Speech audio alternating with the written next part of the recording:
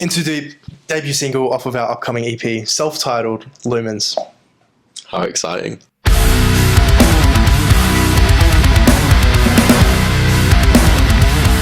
Its inception into the world began towards the end of 2021, yeah? When we were all locked in my bedroom during COVID isolation. But we made the most of it. We wrote a banging track. Some songs, yeah. Bum Bum was the working title. Bum Bum. And it was almost the actual title. So now that whoever's watching this knows that, we can figure out if we made the right decision we or still not. call the song Bum Bum amongst our inner circle. Yeah. So Into Deep only came around a few months ago. Yeah, when we were actually considering what it was going to look like. Yeah, honestly. Sound like, yeah. The reason for us calling it Bum Bum is because that's kind of what the intro riff sounds like. Yeah, it's kind of, yeah. Like bum bum, bum bum. I think that was always sort of like the easiest way to, working title something. It's just like describe its what it sonic elements. Like. It's kind of like what we wanted it to sound like as well. So the intro riff, it kind of came about quite quickly. It was pretty quick, yeah.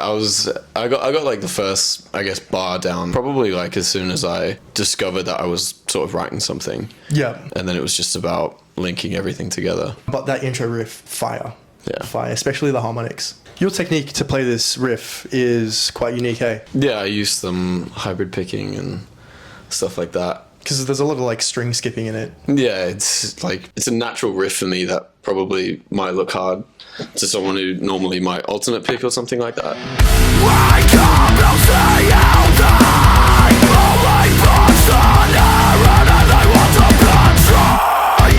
Yeah, like stringing together the riff, it was more like just adding little things here and there.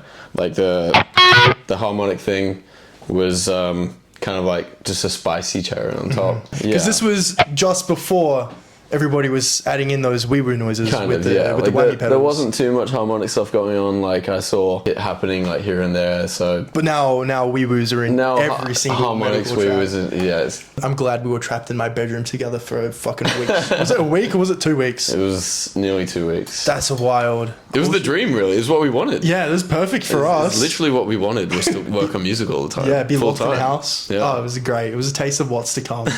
I guess this song has quite a few dynamic shifts in it. Mm-hmm. We've got a lot of different vocal techniques. We've got clean sections. This was the first kind of song where we also added a lot of post-production into it. Our previous 3 singles had no post-production in it whatsoever. Yeah, that's definitely something that I spent a long time trying to, I guess, discover about my own sort of like music stuff as well, because I've never really done that before. I strung a lot of inspiration from stuff like Bad Omens and stuff like that. Just really ambient background production that just kind of like drives the song in a different vibe. The verse riff, funnily enough, was actually written by yours truly. Because verse riffs don't have to be anything special.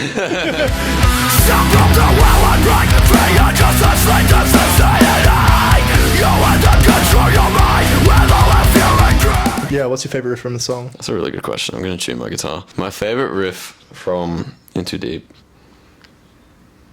All of them. No, I'm just kidding. It's the verse, isn't it, man? It's the verse. Yeah, dude, it's probably the one you wrote. I think my favorite part to play has to be this little thing. Yeah, it's sick. It's just so satisfying when I play it clean, of course. Vocally as well, this song challenged me quite a lot between my traditional metalcore screams that kind of frankly have not much dynamic in them whatsoever. It's really prevalent in our last 3 tracks because that's the only really screaming technique I know how to do. Our lovely producer Jay Nets, love him to bits. He said that this needed something different. Your new technique is like really cool and it adds so much stuff, but I think it makes that solid fry scream, like mid-range scream that you have, so much nicer. Yeah, of course. It kind of gives it a bit more context instead of just the whole song being that and then scream. It works the same way, like vice versa as well. So like it just makes your higher, more aggressive screams sound more aggressive because it's something that like kind of just hits you out of nowhere sometimes.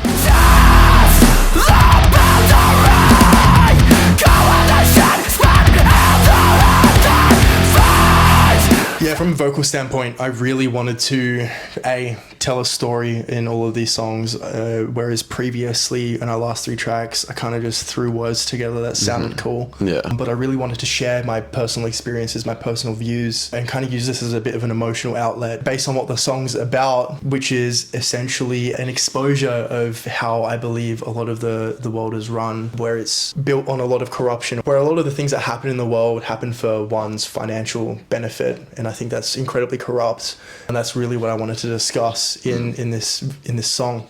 They only care about the dollar. Yeah, exactly. That's one of the lines. They only care about the dollar, and in the end, it's you and I who suffer. And I think going between my 3 vocal techniques of the mid scream, the high scream, and the cleans with all the harmonies makes sense with your lyrics. Yeah, it really ties it all together. We had a session drummer for this EP.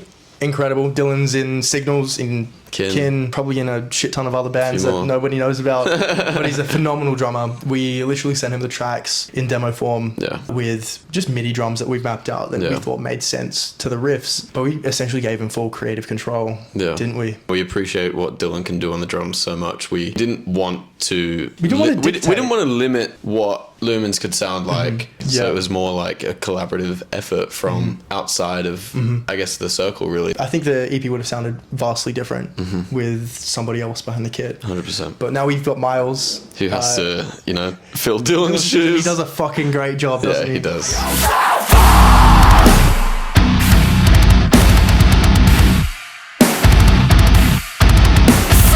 We wrote this so weirdly. So weirdly. Like, this is just not how you're supposed to write music. No, Don't do it. So essentially what we did is we wanted to write a really metalcore traditional breakdown with lots of ones and zeros. Yeah. In fact, I think it's just zeros. I think it's literally just zeros. I can play with one hand. And I think that was definitely the one intention that we did go into the breakdown with. Not to sound like everyone else or not to sort of just do what's easy, because we genuinely think that's what the song needed. Because everything else was so chaotic. Because it's almost like the breakdown almost continues into that second half of the song, but with riffs. Yes. So it was like, again, a dynamic effort from us to, leave room for stuff and make it simple sometimes. Yeah, because we have a habit of overcomplicating everything. Literally everything. Yeah. So we whipped up an online dice roller, and we associated each number on the dice with a note, like a quaver or a semi-quaver. So like a 6 was a quaver, a 5 was a semi-quaver, and to be honest, I don't know any other musical notation other than that. I don't know any. We all wrote it down and it all made sense at the time. It was almost like we were writing in code. Yeah. It was like, this means this, so if it lands on that, we have to do this, and if it completely lands on something else, then we have to do that. We were letting the dice write our breakdown. It's totally random, because we didn't want to be constricted by what we kind of come up with ourselves. Even though we went into it with the intention of making it simple with the zeros and stuff, like, we didn't know how to do it without sounding like everyone else. Yeah, we were still like actively making that effort to kind of try and make it different somehow by having a dice write the breakdown for us. Well, to cut a long story short, we couldn't even do that right. We did everything wrong. Because every time we'd roll the dice, we would then like MIDI map a kick to that musical notation. And for some reason, even though we made the rules, we figured out that we did it completely wrong. But it definitely influenced how the riff turned out. I think without that dice experiment, it would have sounded Of course, different. And I think it sounds great, to be honest. I think the dice did a fantastic job. It definitely gave us that external influence that we were looking for without, without paying for someone to do it. We wanted to sound like this band. I really like how this breakdown sounds. Let's write something like that. Because if we did that, it would have just sounded like every other breakdown, even though it kind of sounds like every other breakdown. But that was the point. It's heavy music at the end of the day. That was the point. We're all doing the same thing. Everything's for the taking.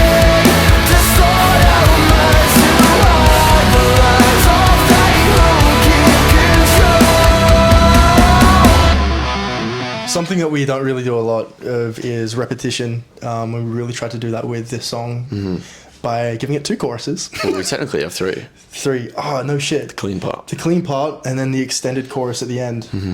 Which is not something that we'd done before. We had talked about it for ages. We definitely did a lot of new stuff with that extended chorus as well, like with those harmonies and everything. I remember when I wrote the next part of that chorus with like the lead line and even the guitar harmonies and stuff like that. I remember just feeling so good. Yeah. Like it just felt good to have a chorus that like climaxed really. Yeah.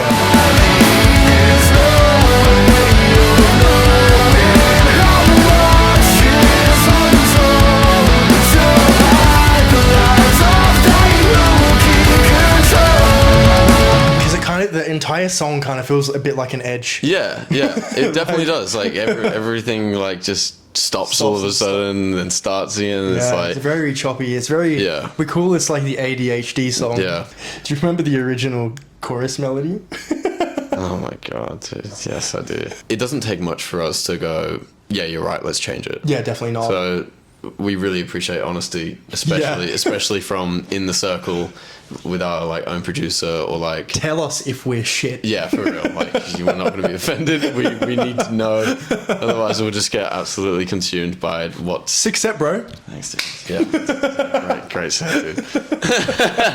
Sure, we've all done that. But yeah, I think the chorus is really cool. Now that Jared just like pulled that out of his ass. He really did. And he pulled all the harmonies out of his ass. I really struggled with all the I think and the layers. We spent probably an hour, if not more, layering harmonies just for the chorus. Yeah, I don't think I've ever heard you sing that high. No, yeah, it was tough. And Jared's got like perfect pitch. Yeah, it's wild. Like he's just got this like angelic like falsetto voice. He'd make me look bad because he would just be like, no, it's this, and I just struggle so hard. There's definitely some Melodyne on that shit. Yeah, maybe just like slight just pitch correction, little bit. Our whole, I guess, approach to this music thing is trying to write stuff that sounds good to us. Yeah, not really stick to any specific genre. It just happens to be heavy music 100%. That we like to write, and that we seem to be decent at writing. Yeah, but yeah, it was just cool to have a chorus that felt like it released. Yeah. And I think all of our instrumental parts as well kind of do that too. You know, vocals, guitars, drums, all that kind of stuff. Everything just releases, and then we go back into a breakdown. Yeah, it's sick.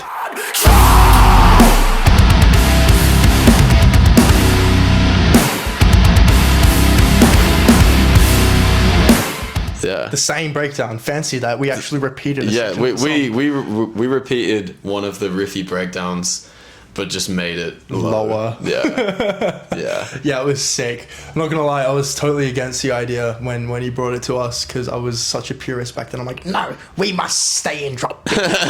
Well, it actually is still in the same tuning. It's just the neck of the guitar isn't long enough for me to, because I think it like the root note on that was like the 5th fret, but it was actually just the same note as the open. Yeah. So just allowed us to do things that you wouldn't normally be able to do unless you sort of think about that kind of stuff. So the last breakdown really brings it home. Yeah. Go stream bum bum. No, go stream into deep. Bum bum. Yeah. Consume. You must consume. This is for our financial gain. We are the people I wrote the song about. And you have to suffer.